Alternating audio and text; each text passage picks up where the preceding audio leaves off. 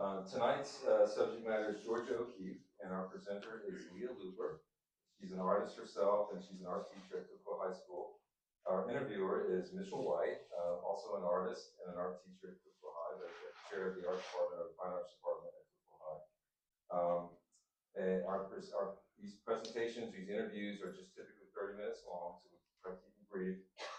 But please stick around after the presentation is over and enjoy more of the great food from the Clark House and tasty beverages for you back there. So please do that. And then right after the presentation, I want you to understand this so you don't think it's time to leave. We're going to rearrange some chairs to make it easier to accommodate those circles to gather and have conversation circles that kind of open up the room a little bit so you can mingle more freely.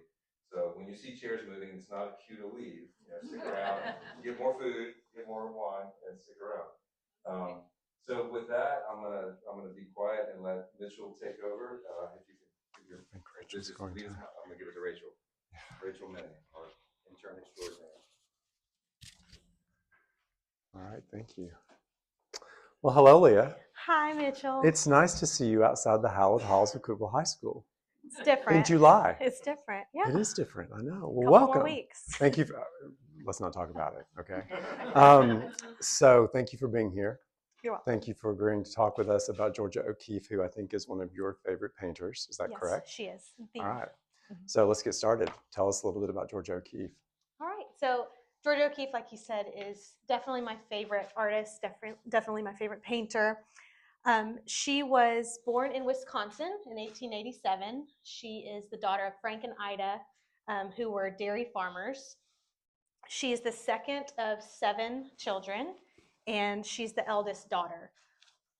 All right. Yeah. So dairy farmers, not exactly what we think about when we think about an artist. Yes. So did her parents encourage this? How did that come about? So unlike the times we're living in now, art was just part of life. It was definitely in the homes. A lot of times the children were taking lessons early on in their childhood. Frank and Ida definitely paid for them to have musical lessons in the home, as well as art incorporated in their everyday. Georgia actually played piano very, very well, as well as violin. And she also sang, and a lot of people don't really know that about her. I didn't know that at all. Yeah, but they were definitely encouraging of the arts.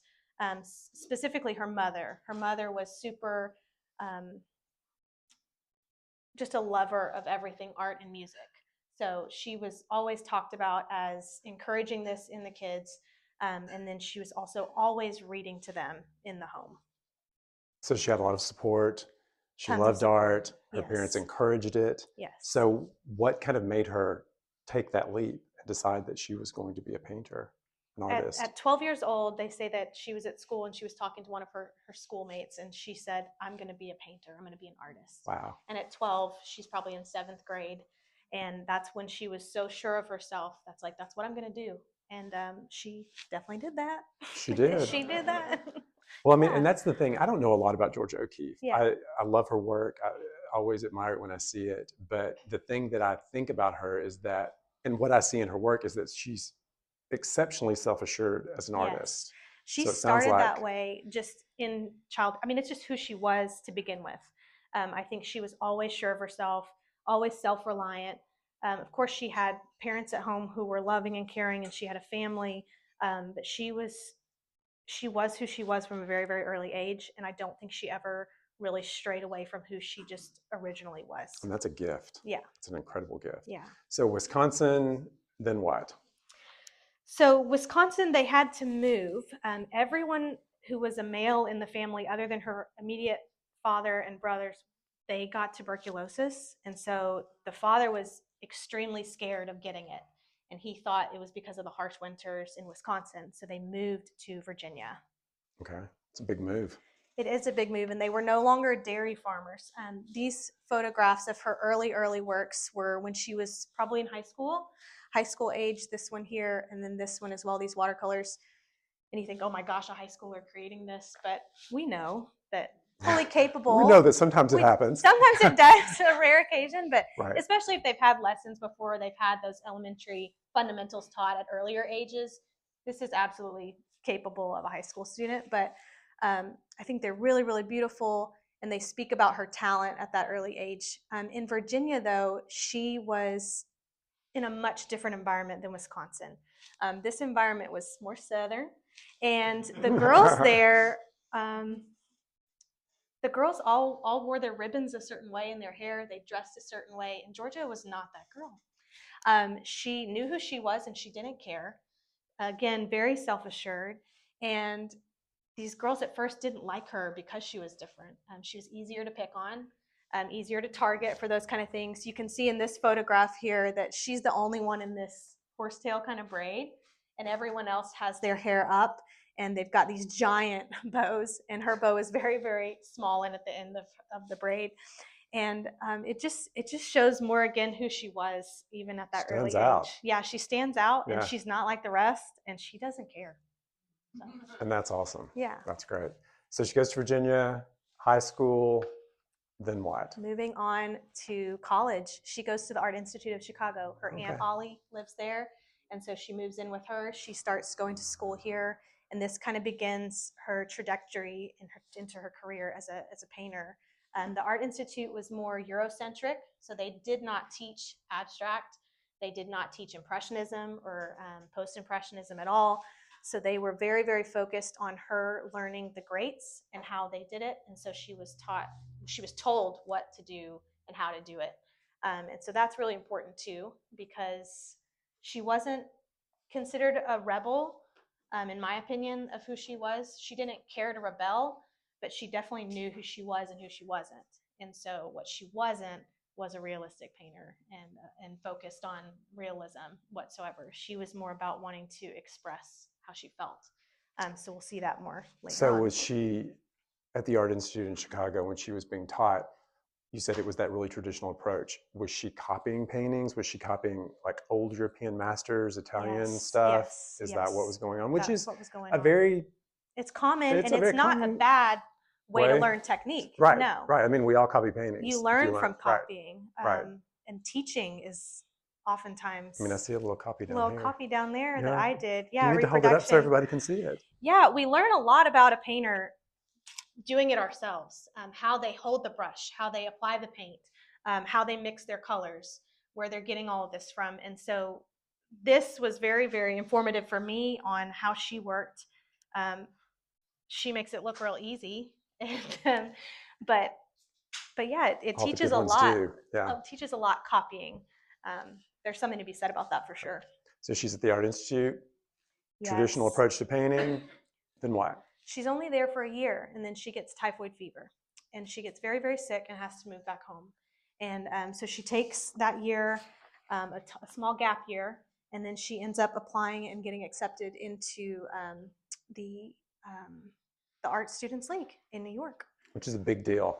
Yes. The Art Students League is a huge part of 20th century art. In particular, there's Painters, an instructor right. there. His name is William Merritt Chase. You may have heard of him. And this is a portrait of him painted by the great John Singer Sargent. That's right. That Mitchell actually, he talked about a few months ago. And I included this because it says a lot about William M. Chase, because his students actually commissioned this for him as a gift. So for me as an instructor, I think, wow, what a beautiful, touching gift to receive this from my students. So he's obviously well liked by his students, but he definitely was in the same mindset of, you need to learn how to use this brush, so you need to learn how they did it. So it's more copying the style that she's being told to do. So this is George's work while she was at the Art Students League under his direction. It's untitled, but it's the Dead Rabbit with the Copper Pot.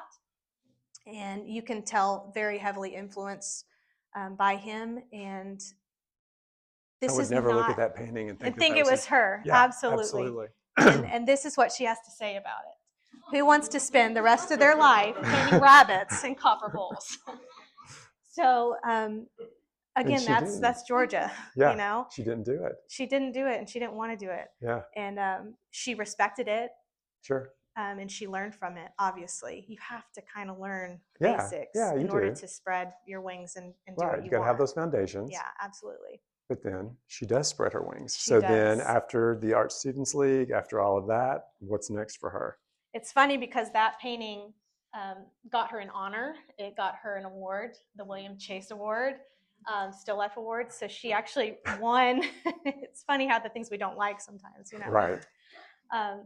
But that award got her a summer retreat for free at a place called Lake George. And Lake George ends up becoming a very important place for Georgia in her life and her works.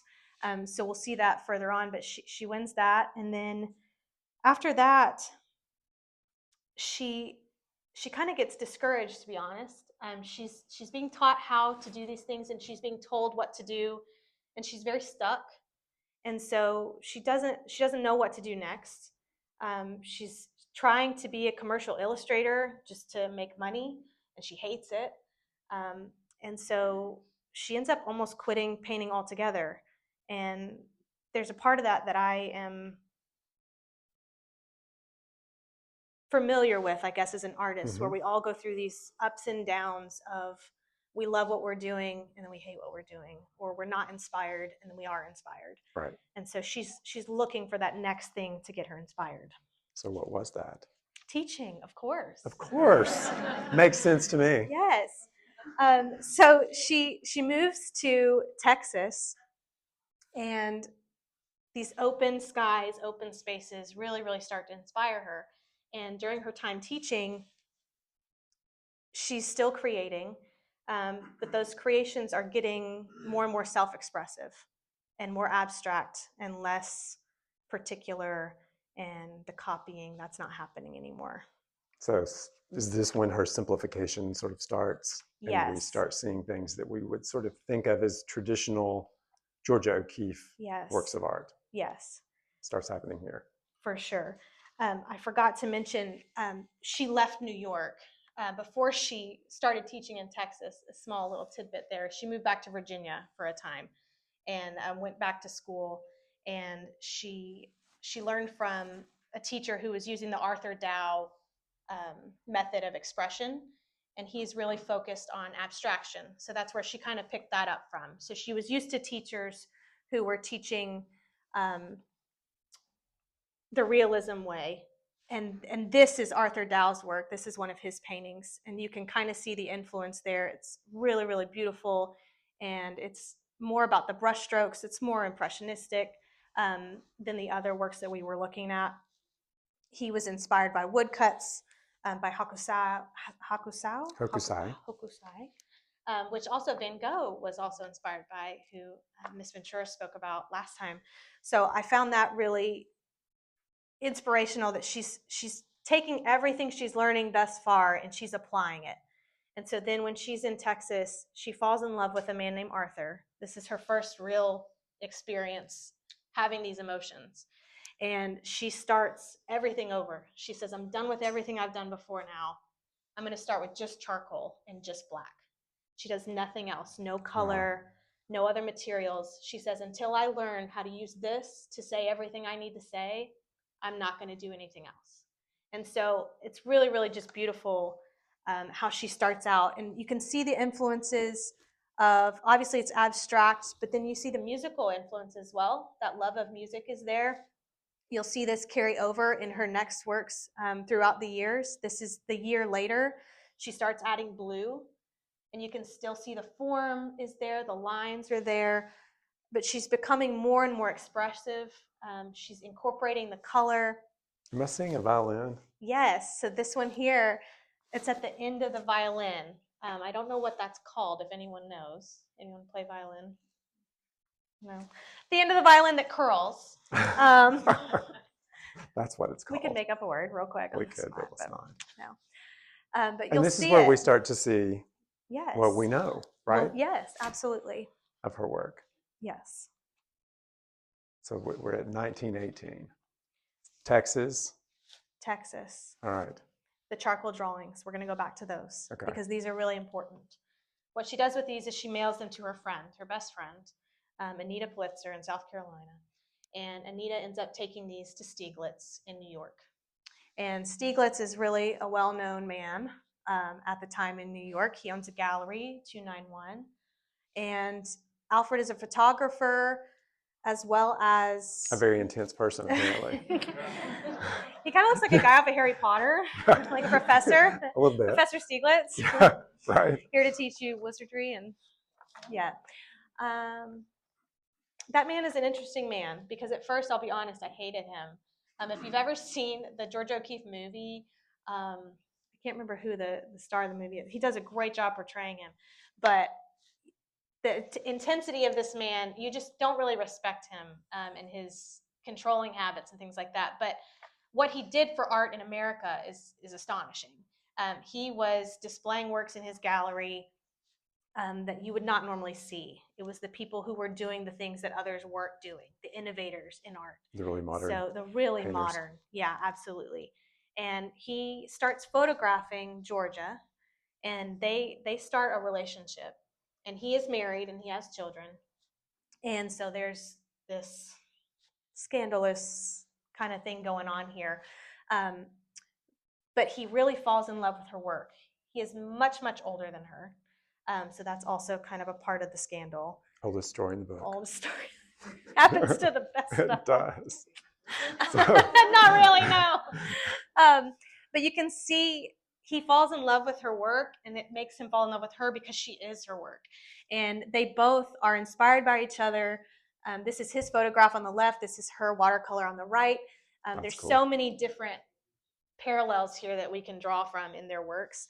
And so while their relationship is often picked apart as very tumultuous, very controlling and abusive at times, and not healthy, there is something to be said that he helped her immensely get her work out there and exhibited. He would exhibit once a year at least a bunch of her works until the day he died. He would do it every single year. So he is a huge part of her career. Well, and he was a photographer, correct? He was, so yeah. we mentioned that. Yes. So these photographs. yeah, didn't he take a lot of photographs These of her? photographs kind of live in infamy about George O'Keeffe, and this is where people get it wrong a little bit. She was not told that these would be exhibited. So he took probably 200 to 300 photographs of her, a lot of them nude. Oldest story in the book. Again, yeah. We've heard that a few times. Yeah. So, Not from my experience, I haven't, but maybe from yours. No, it's just, how many people do we know that are famous? Oh, I didn't know those were going to be exactly. I mean, exhibited. honestly, and at this time, thank God no social media was happening. Yeah, These yeah. have been everywhere.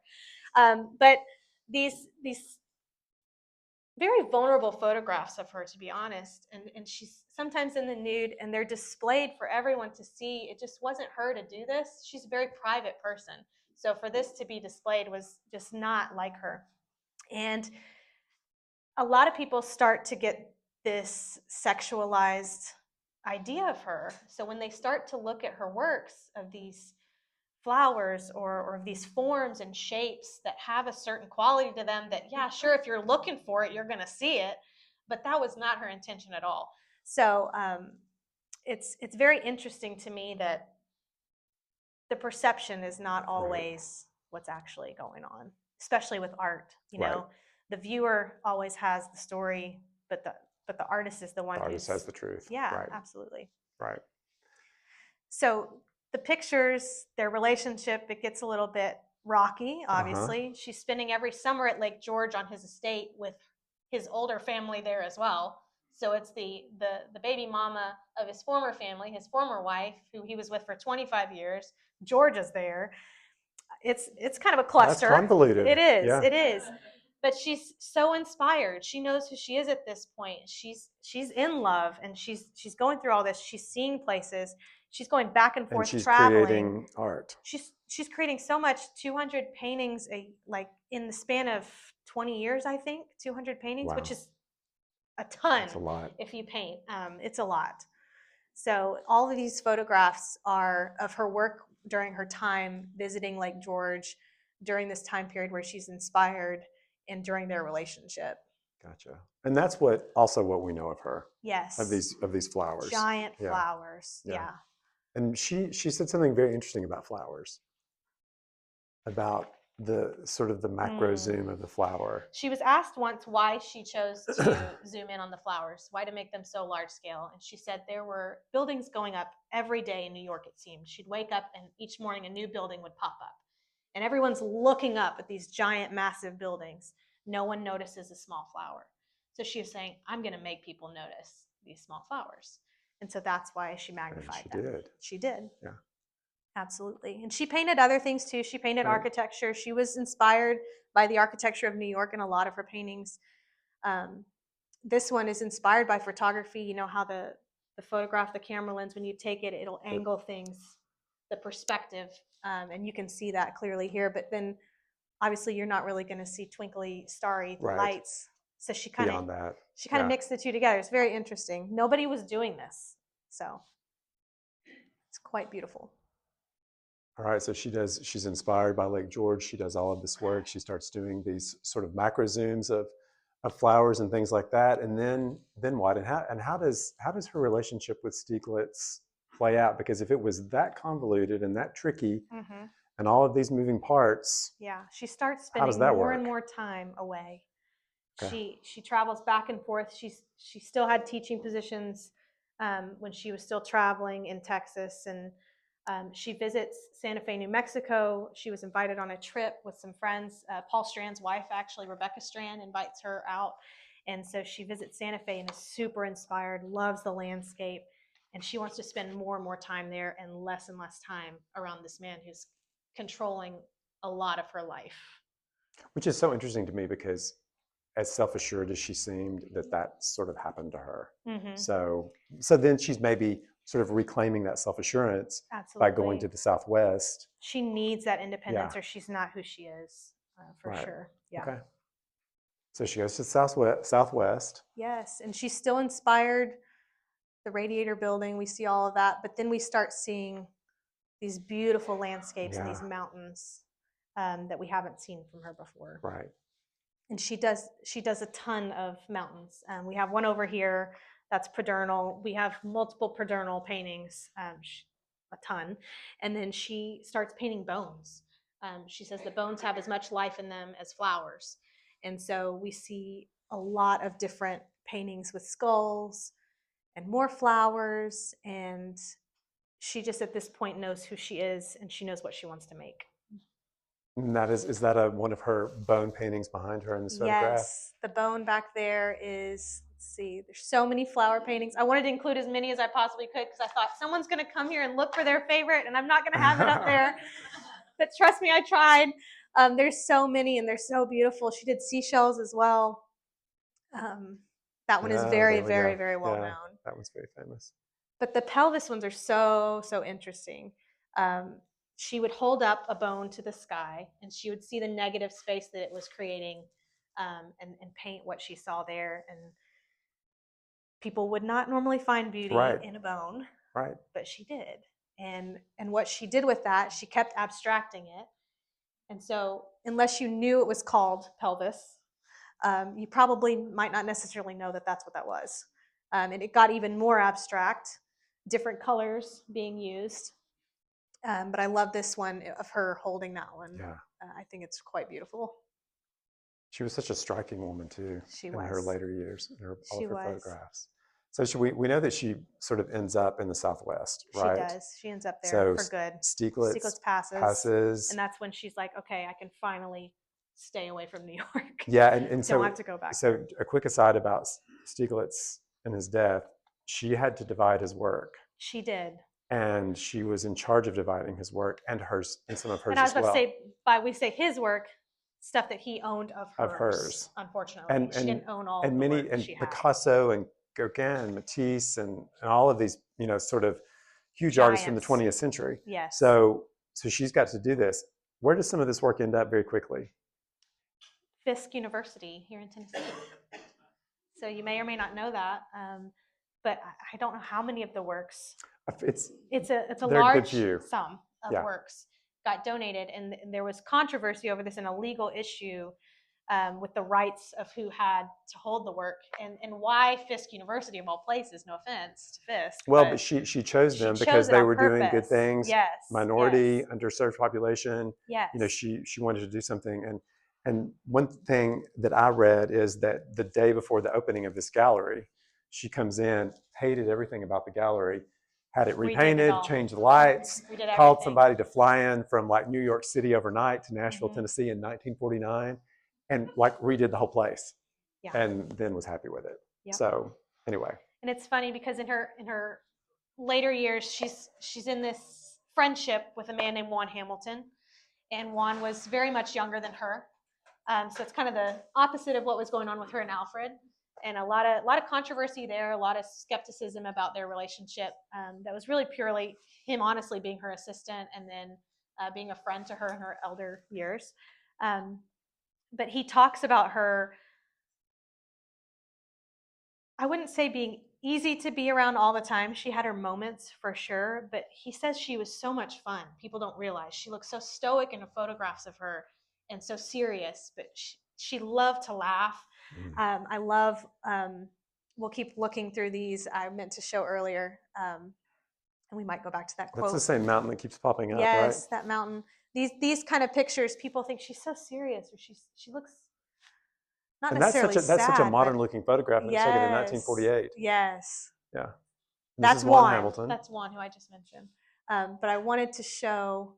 And she died in 1986, I think. I honestly can't remember the year. Yeah, I think that was, I remember I was in high school. Yeah, 1986. Yeah. But I love this photograph of her.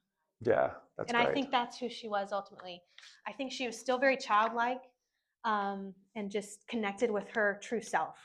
You know, we lose that as we grow up into adulthood, and I don't think she ever lost that. And I think she stayed true to herself, and she stayed with that. And I think that's really beautiful. So before we end, where can people see Georgia O'Keeffe's paintings? So in Santa Fe, she's got a whole museum dedicated to her. It's the Georgia O'Keeffe Museum in Santa Fe. And that's like her life's work. A lot of it is there, the archives, everything about her, just really beautifully done, and totally her. It's how she would have wanted it. And then obviously the Art Institute of Chicago has a lot of her work. I've seen her work at the Museum of Modern Art in New York. And then Fisk. Every 2 years, I want to say, on exhibition, they've got. So it rotates between Fisk and Crystal Bridges, which is the collection about the Walton family, Walmart, Alice Walton, right? Yeah. And so it goes back and forth because they swooped in, gave Fisk $30 million, and part of it was that this collection goes to Crystal Bridges. And I will do a plug for Fisk in Nashville. I mean, they often have really incredible work. I've seen Kandinsky there. I've seen Picasso's there. I've seen Matisse. I've seen Rodin. I've seen it all. All right. So people have opportunities to go out and see them. Yes. All right, Leah, thank you so much. If you have questions for Leah, please hang around, talk to her afterwards. This has been great. Thank you, thank you, thank you. Thank you.